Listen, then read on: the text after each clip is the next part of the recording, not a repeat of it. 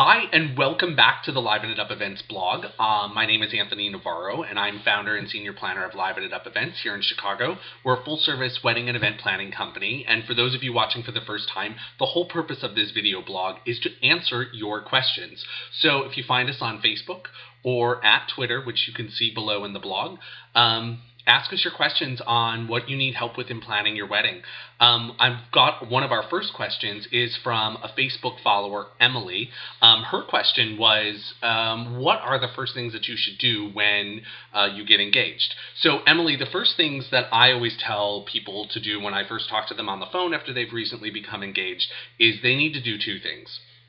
First and foremost, they need to figure out how many people they're thinking that they're going to have. I know that that can be a tough question, but until you kind of gauge, is it 100 people? Is it 150? Is it 200? Is it 400? I mean, there are weddings that do that. So that really is essential because that's going to help you find the right venue. It's going to take you in the right direction that you need to go. It's also going to help, number two, thing that you should do when you first get engaged is put together your budget.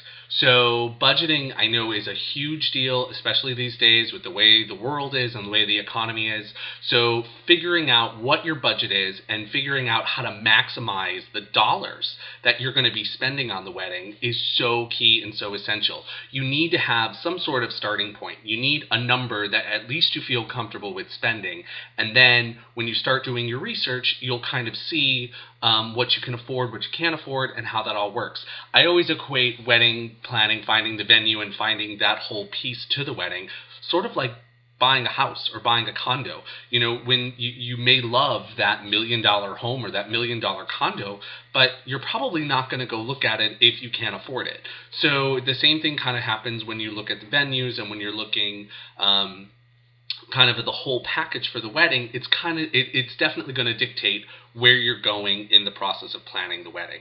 So first two things you need to follow or to do when you get engaged: get that guest count kind of situated and get a budget number set so that you understand where you can be and where you need to be and how that all works. So thanks so much for watching this clip. I really appreciate it.